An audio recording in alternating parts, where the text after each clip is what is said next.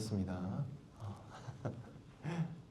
다들 이제 계약해가지고 피곤하죠. 근데 또 재밌는 일도 많지 않아요? 아닌가요? 재밌는 일도 있을 거라고 믿습니다. 없다면 여러분에게 재밌는 일이 생기기를 같이 기도하겠습니다. 오늘 말씀 읽고 시작하겠습니다. 오늘 함께 읽을 말씀은 히브리서 12장 4절부터 8절까지 말씀입니다. 화면에도 있고요, 주보에도 있으니까 우리 한 목소리로 함께 읽으면 좋을 것 같습니다. 우리 함께 읽겠습니다. 너희가 죄와 싸우되 아직 피 흘리기까지는 대항하지 아니하고 또 아들들에게 권하는 것 같이 너희에게 권면하신 말씀도 잊었도다. 일러스되 내 아들아 주의 징계하심을 경히 여기지 말며 그에게 꾸지람을 받을 때에 낙심하지 말라. 주께서 그 사랑하시는 자를 징계하시고 그가 받아들이시는 아들마다 채찍질하심이라 하였으니 너희가 참음은 징계를 받기 위함이라. 하나님이 아들과 같이 너희를 대우하시나니 어찌 아버지가 징계하지 않는 아들이 있으리요. 징계는 다 받는 것이거늘 너희에게 없으면 사생자여 친아들이 아니니라. 오늘 함께 나눌 말씀의 제목은 사랑하기에입니다. 오늘 말씀을 보면 성경에 나왔다고 이해하기 힘든 말이 좀 있죠. 그렇죠? 아들들에게 권하는 것 같이 너희에게도 권면하신 말씀을 잊었다. 그게 뭐냐? 내 아들아 주의 징계하심을 경히 여기지 말고 그의 꾸지람을 받을 때 낙심하지 말아라. 그리고 주께서 사랑하시는 자를 징계하시고 그가 받아들이시는 아들마다 채찍질하심이라 하였으니 이렇게 돼 있어요. 여기서 이제 대표격으로 아들이라고 나왔는데 우리나라 말은 참 좋게도 물론 그것도 여전히 약간 가부장 중심적인 게 있지만 자녀라는 말이 있잖아요. 그렇죠? 자녀라는 말이 있어요. 아들과 딸을 함께 포함하는 말이잖아요. 근데 외국어에는 그런 말이 없어요. 특히 영어권 그리고 신약 성경은 헬라어라는 언어로 고대 그리스어로 쓰여 있는데 거기에도 마찬가지로 남녀를 함께 묶어서 지칭하는 자녀라는 말이 없습니다. 그래서 자녀라는 단어가 있으면 그게 남성이 있고 여성이 있어요. 나중에 혹시 여러분이 제2외국어로 독일어나 이탈리아어, 프랑스어 이런 거 선택하시면 거기에도 여전히 나오는데 바람이라고 하는 단어가 있으면 여성이에요. 흙이라고 하면 단어가 있으면 여성입니다. 사람이라고 하는 단어가 있으면 남성이에요. 모든 단어마다 다 성별이 정해져 있어요. 심지어 그래서 요즘은 옛날에 없었던 물건도 나오잖아요. 그렇죠? 그래서 뭐라 그러더라? 플레이스테이션이라는 게임기는 여성형 명사고요. 게임보이라는 게임기는 남성형 명사 이렇게 씁니다. 그래서 모든 것의 성별이 다 정해져 있다 보니까 성경에 나오는 아들이라는 표현은 그냥 자녀 이렇게 생각하시면 좋을 것 같아요. 자녀에게 하는 말이에요. 하나님이 사람을 자녀로 받아들였습니다. 어떻게 받아들였냐면 예수님이 십자가에 달리셔서 그 십자가의 사랑을 믿기만 하면 예수님이 우리를 위해서 우리 죄를 대신 지고 죽으셨대. 이걸 믿으면 누구나 다 자녀가 된다고 했어요. 근데 자녀들은 행복하게 해야 되는데 오늘 말씀을 보면 자녀를 훈계하고 징계하고 가르치고 채찍질한답니다. 하나님이 했다는 말, 성경에 했다는 말로 믿어집니까? 안 믿어지죠. 채찍질한테 자녀를. 아빠가 엄마가 여러분을 채찍질하면 요즘 어떻게 되나요? 신고되죠. 그렇죠? 제 친구가 그런 일 하는데 가르친답시고 매를 들면 아동학대로 들어갑니다. 그래서 아동학대 전담팀이 출동해가지고 격리시키고 부모를 1년 정도 교육을 시켜요. 어떤 게 아동학대인지 아이를 어떻게 양육해야 되는지. 지금 시대가 그렇습니다. 근데 성경에 뭐라고 돼 있죠? 채찍질하래요. 이 말을 글자 그대로 해석해서 자녀를 때려서 가르쳐야 된다 하시는 분들도 교회 다니시는 분들 중에 덜어 있습니다만 그때 시대를 생각을 해야 되는 거예요. 그리고 이 말이 온전히 진짜 내 자녀를 향한 말이 아니라는 것도 알아야 돼요. 무슨 얘기냐면 지금 교회 안으로 들어온 사람들에 대한 얘기입니다. 교회 안으로 들어왔어요. 히브리서가 쓰여진 시기는 로마가 유대인들을 비롯해서 특히 그리스도인들에 대한 박해를 어느 정도 하기 시작한 시기예요. 이미 어느 정도 박해를 하는 문화가 자리 잡았고, 야, 너 예수 믿어? 하면 박해를 했습니다. 너 그리스도를 믿어? 너 그러면 죽어. 이렇게 때렸어요. 그리고 때리는 것뿐만이 아니라 잡아가서 죽이기까지 했습니다.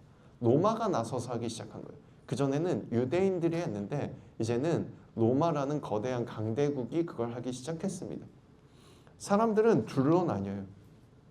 야, 끝까지 맞서 싸워야 돼 라고 하고 적극적으로 맞서 싸워서 죽는 사람들이 있는가 하면 그리스도의 사랑이 너무 크니까 떠날 수는 없어. 숨어서 예배드리는 사람들, 이렇게 두 종류로 나눕니다. 오늘 말씀은 뭐냐면 그 사람들이 무슨 생각을 했을까를 생각해 보면 쉬워요. 여러분이 예수님을 믿고 기도를 했어. 예를 들어서 여러분 때 가장 큰 고민은 성적 아니면 연애잖아요. 그쵸? 내가 좋아하는 저 오빠가, 내가 좋아하는 저 누나나, 그치? 아니면 저 동생이, 친구가 나를 사랑해줬으면 좋겠어. 내 고백을 받아줬으면 좋겠어요. 하나님 도와주세요라고 기도를 했어. 고백을 했는데 안 받아줬어. 그럼 무슨 생각이 들겠어? 내가 기도했는데, 그치? 내 하나님 믿었잖아요. 나 하나님한테 기도했는데 왜 이래요? 이럴 거 아니에요. 똑같은 거예요. 이 사람들은 다만 목숨이 걸려 있는 거죠. 예수님을 믿고 행복을 얻었습니다. 희망을 얻었어요. 삶이 달라질 수 있대. 구원받을 수 있대. 근데 박해를 당하고 내 옆에 있던 사람이 끌려가서 죽임을 당하는 것. 그 사람들 마음속에는 예수님을 버릴 수는 없습니다. 예수님을 만나서 이미 체험했기 때문에 예수님이 살아있고 진정한 하나님이라는 걸 깨달아 버렸거든요. 그런데 진정한 하나님을 내가 믿고 있는데 난 왜 이렇게 괴롭지? 난 왜 이렇게 두렵지? 난 왜 이렇게 죽음을 피해 다녀야 되지? 그러다가 맞서 싸워서 적극적으로 죽은 사람들도 있고, 그리고 맞서 싸우지 못하고 점점 더 숨어 들어가면서 끝까지 고민하는 사람들도 있는 거예요. 그 사람들을 향해서 하는 말인 겁니다. 야, 사랑하는 아들에게, 사랑하는 자녀에게 징계할 때가 있어. 더 깨달아야 되고 더 성장해야 될 때 징계해야 될 때가 있어. 하나님이 지금 너희를 혼내고 있는 것뿐이야. 너희가 더 발전하기 위해서 이걸 견뎌내야 되는 것뿐이야 라고 말하는 겁니다. 근데 이게 구약에서부터 계속 이어져요. 하나님이 하신 일이 아니에요. 로마 제국은 아직 하나님을 믿지 않죠. 하나님을 믿고 예수님을 믿고 있으니까 박해를 하고 있는 거예요. 박해하는 실질적인 이유는 뭐냐면 일주일에 한 번씩 쉬었거든요. 일주일에 한 번씩 쉬었거든요. 지금은 전 세계가 다 일주일에 한 번씩 쉬잖아요. 심지어 일주일에 지금 이틀 쉬잖아. 그렇죠? 그때는 아니었어요. 고대 사회 때는 국가에서 정한 축제 날에만 쉴 수 있었습니다. 1년에 5일, 6일 정도 쉬면 많이 쉬는 거예요. 그런데 일주일에 한 번씩 쉬니까 시장이 안 돌아가기 시작하고 한 도시 대부분이 교회를 다니기 시작한 교회도 그 당시에 이미 있었거든요. 그런 도시들은 마비가 돼버리는 거예요. 일주일마다 경제가 마비가 되는 겁니다. 국가 입장에서는, 로마라는 국가 입장에서는 얘네들을 어떻게든 해결을 해야 되는 겁니다. 그래서 로마가 잡아 죽이기로 결정했어요. 그리고 추적하고 박해하고, 공식적으로 박해한 것은 더 나중 일이지만 수많은 사람들이 미워하고 박해하고 따지기 시작하는 거예요. 잡아 죽이고 넘기고, 출세를 위해서 잡아 죽이기도 하고 추적하기도 하고 교회 하나를 물살시키기도 했죠. 그런데 그런 상황 속에서 하나님께서 그걸 덮어 쓰는 겁니다. 야, 견뎌. 하나님이 내가 너희에게 주는 훈계야. 이 속에서 너희가 깨닫고 단단해지고 강해져야 돼. 사건은 벌어졌고 사고는 생겼는데 사람들은 힘들어하는데 거기에 대해서 하나님은 사도들의 입을 통해서 말하는 거예요. 너 이거 견디면 성장할 수 있어. 이거 내가 너 성장하라고 주는 시련이야. 이렇게. 사람들은 사람을 원망하지 않고 하나님을 원망하면서도 하나님을 붙잡고 의지하고 견뎌낼 힘도 얻는 거죠. 하나님이 우리에게 해주시는 사랑이라는 건 그런 거예요. 당신이 미움당하는 것도 미움받고 손가락질 당하는 것조차도 당연하게 생각하고 사람들이 포기하지 않게 하기 위해서. 그리고 이걸 시련이라고 말하면 또 무슨 일이 생길까요? 내가 어떻게든 이 박해에 맞서 싸워야겠어. 내가 하나님 일을 해야겠어 라고 나가서 죽는 사람이 줄어들겠죠. 왜? 하나님이 견디라고 주시는 훈계니까. 그 모든 게 이 안에 담겨 있는 거예요. 훈계고 채찍질이라고 말하고 있지만 사실은 세상에 벌어진 사건과 아픔 속에서 야, 내 탓이야. 내가 너희 혼내는 거니까 내 탓하고 저 사람들 미워하지 말고 날 욕하고 견뎌줬으면 좋겠어. 맞서 싸우다가 죽지 마. 견뎌줬으면 좋겠어. 내가 널 사랑해. 이거 알아줬으면 좋겠어. 라고 하시는 말씀이고 오늘날 우리에게도 같아요. 남학생들이 혹은 연애 안 해보면 여학생들도 가끔 그런 경우가 있는데 갑자기 뜬금없이 불러내가지고 야, 나 너 좋아해 라고 소리 지르는 경우 있죠. 그쵸? 네. 저 대학교 다닐 때 무슨 일을 봤냐면 선배 하나가 저희 동기 한 명한테 고백한답시고 후배들을 다 끌어들인 거예요. 남자 후배들을 다 한 통속으로. 그래가지고 저희는 신학대학이 원조고 종합대학이 되긴 했지만 어쨌든 신학대학에서 시작한 학교라 큰 예배실이 있었거든요. 교회가 아예 학교 안에 있었어요. 대학교 안에. 그 교회 옆에 계단을 올라가면 되게 분위기 좋은 공터가 하나 있었는데 거기다가 대충 예상되죠. 촛불로 하트를 길을 만들어가지고 계단에서부터 하트를 만들어가지고 해놓은 거예요. 그 여학생은 그 선배가 자기를 좋아하는지도 몰라. 제 동기는. 왜? 둘이 밥 2번 먹은 게 다거든. 불러내가지고 분위기 잡고 거기서 후배들이 그 여자의 입장에서 동기들이죠. 동기들이 쭉 도열해가지고 서가지고 남자애들이 노래 불러주고 앞에서 선배가 하트 촛불 가운데 서 있다가 어디서 봤는지 목걸이를 선물로 주면서 사귀어달라고. 그래서 동기들 입장을 생각해서 동기들이 그거 다 고생해서 만들었을 거니까 어쩔 수 없이 받아줬다가 3일 뒤에 다시 헤어지자고 했는데 뭐가 문제인지 알겠죠? 네.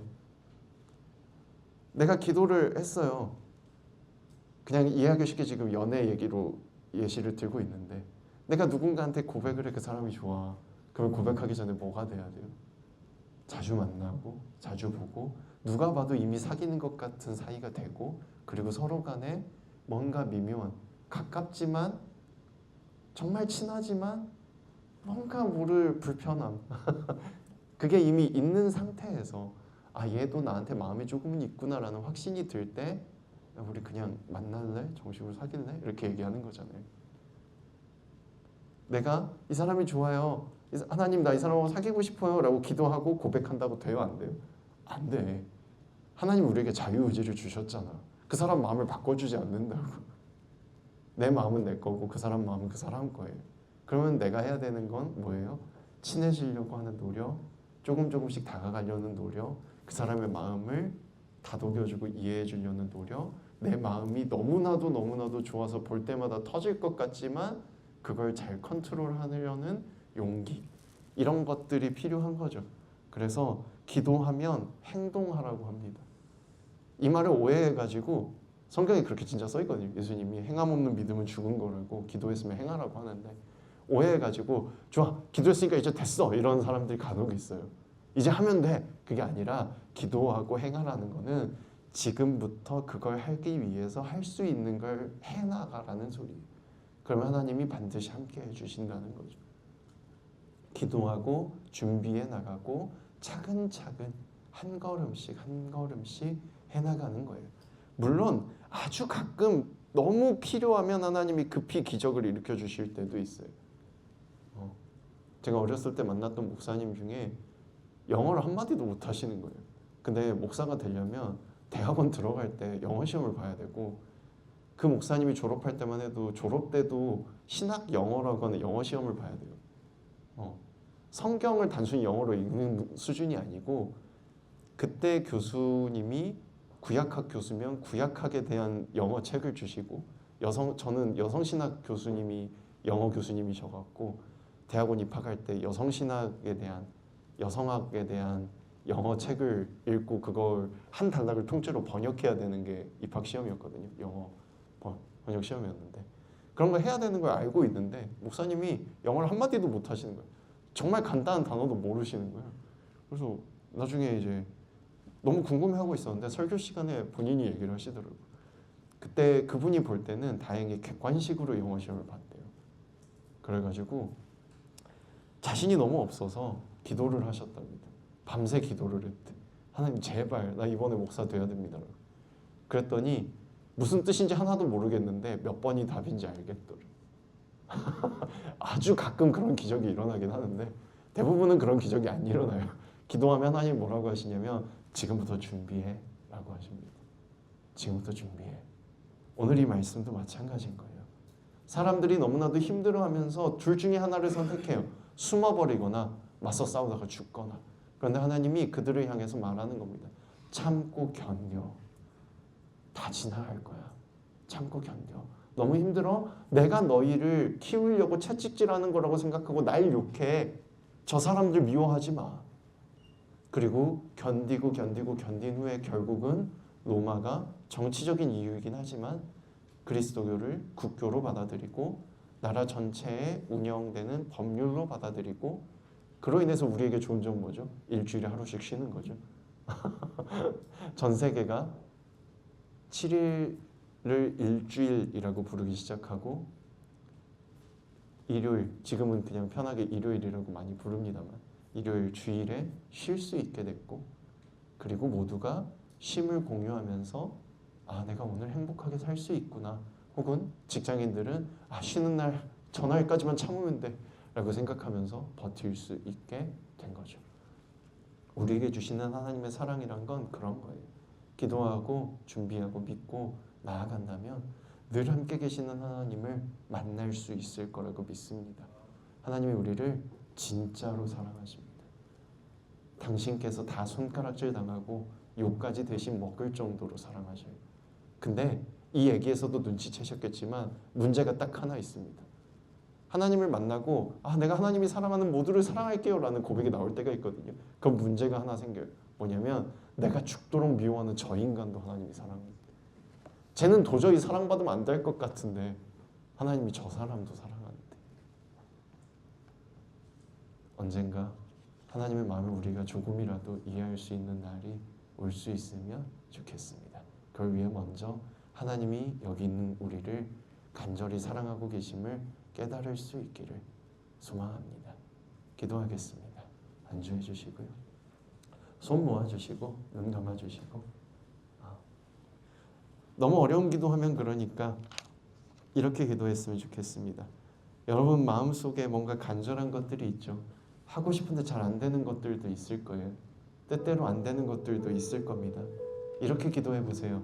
하나님, 내 뜻대로 안 되는 게 있는데 이 속에서 더 좋은 걸로 주시면 좋을 것 같아요. 나 사랑하시잖아요.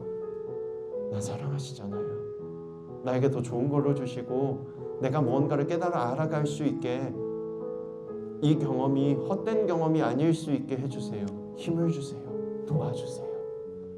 목소리 내실 수 있는 분은 내셔서 하시고 마음으로 하실 분은 마음으로 하시기 바랍니다. 기도합니다.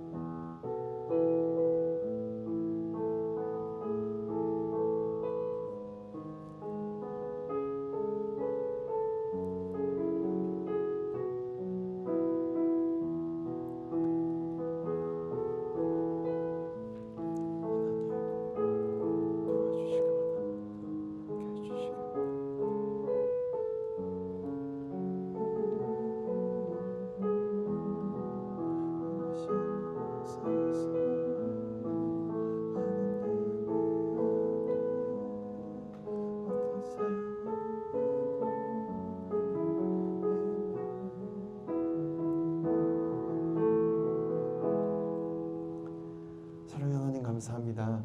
언제나 우리를 사랑해 주시는 줄 믿습니다. 우리와 함께 계시며 우리 마음 안에 있는 고민과 어려움들, 아픔도 다 알고 계심을 믿습니다.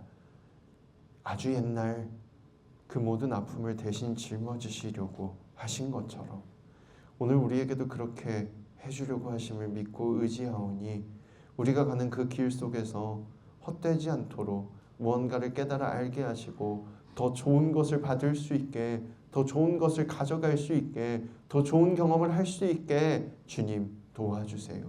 지켜주세요. 이겨낼 힘을 주시고 견뎌낼 용기를 주시고 그리고 원하는 것을 향해 준비할 수 있는 지혜를 주세요. 언제나 함께 계심을 믿으며 사랑하는 예수님 이름으로 기도합니다.